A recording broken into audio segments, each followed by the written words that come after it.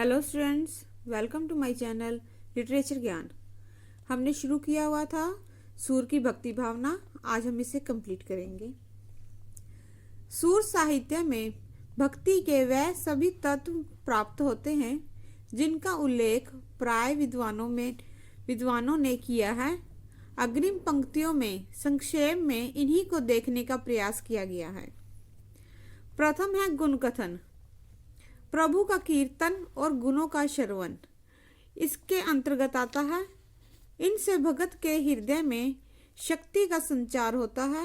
प्रभु गुण श्रवण और कीर्तन से जो सुख मिलता है वह बड़े बड़े तप तथा तीर्थ यात्राओं और स्नानों से भी नहीं मिलता।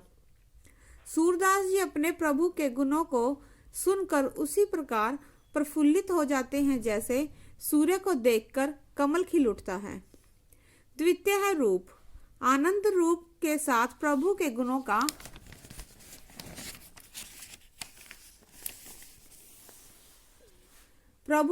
का स्मरण हो आना अत्यंत स्वाभाविक है।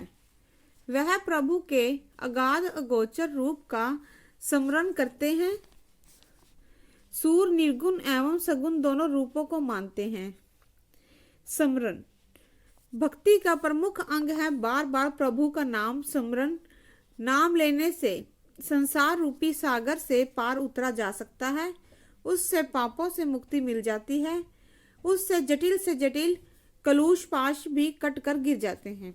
दास्य भक्त ईश्वर को अपना स्वामी प्रभु नाथ सभी कुछ मानता है। वह उसका सेवक अनुचर है। आचार्य वल्लभ से भेंट के पूर्व सूर के पद इसी दास्य भाव से भरे पड़े हैं। आचार्य जी को निम्न पद सूर को सुनने को मिला, हो हरि सब पतितन को टीको। इसमें दीनता एवं कातरता लबालब भरी हुई है। इसके अतिरिक्त सूर सागर के प्रथम स्कंद में अनेक पद इस भाव से भरे पड़े हैं। सख्य भक्ति पुष्टि मार्ग की मान्यता प्राप्त भक्ति है, लेकिन सूर के तो विनय के पदों तक में सख्य भाव मिलता है। मोहि प्रभु तुमसो होड़ पड़ी, इस प्रकार के पदों में एक विशेष प्रकार की तल्लीनता का भाव पाया जाता है। यहाँ भगवान एवं भगत के मध्य का भाव एक प्रकार से मिट ही जाता है। बाल लीला, गोचारण, क्रीड़ाएं, सुदामा प्रसंग इस भाव की भक्ति के सुंदर उदाहरण हैं। वहाँ स्वाभाविकता, घनिष्ठता आवश्यक रूप से रहती है। राधा को सखाओं के मध्य लज्जा आती है। आत्मनिवेदन भक्त प्रभु से कुछ छिपाना नहीं चाहता। यदि वह चाहे तो भी छिपा कब और कैसे सकता है। वह तो अंतर्यामी है। प्रभु ही उसके निकटतम सत्ता है जिससे वह अपने मन की बात खोल कर कह सकता है। इससे उसके मन का बोझ हल्का हो जाता है। अनेक पदों में आत्मनिवेदन अभिव्यक्त हुआ है। अब मैं नाचो बहुत गोपाल, काम क्रोध का पहर चोलना, कंठ विषय की माल। तन्मयता में भक्त का प्रभु को छोड़ने का दिल नहीं करता। अन्यत्र जाने की इच्छा नहीं होती। हर समय उसी का ध्यान रहता है। यदि उसका मन कहीं जाता भी है तो पुन जहाज के पंछी की भांति अपने प्रभु के पास लौटकर आ जाता है। उसे छोड़कर कहीं नहीं जाना चाहता। मेरो मन अनंत कहाँ सुख पावे, जैसे उड़ जहाज का पंछी फिर जहाज पर आवे। सूर कहते हैं कि कृष्ण रूपी कामधेनु को छोड़कर छेरी अर्थात बकरी, छेरी रूपी देवता को कौन दुहावे।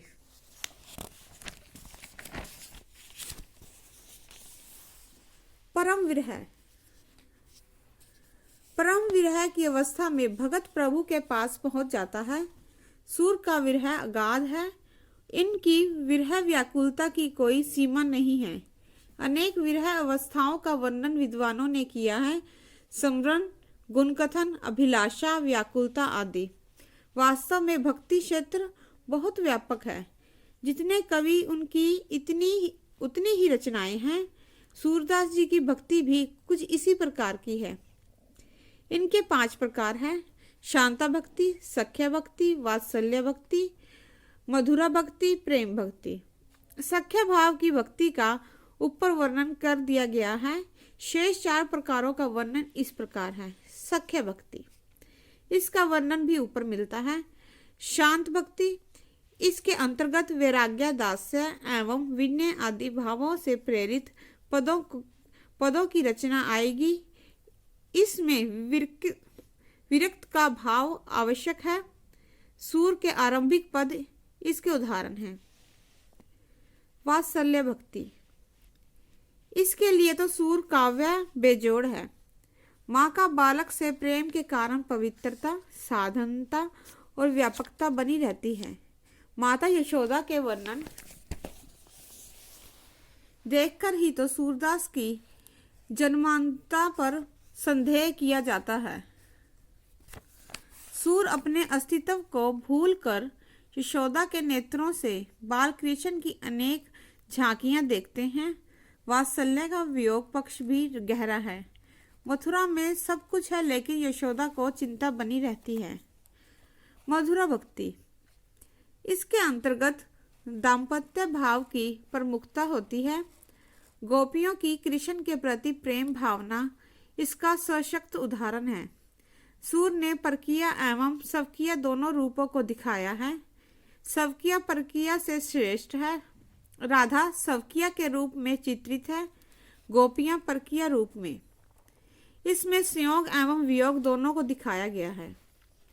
प्रेमा भक्ति, यह हरि कृपा से प्राप्त होती है। इसका साधन सत्संग ही है। सूर की तो ब्रज निवास प्रेमा भक्ति ही है।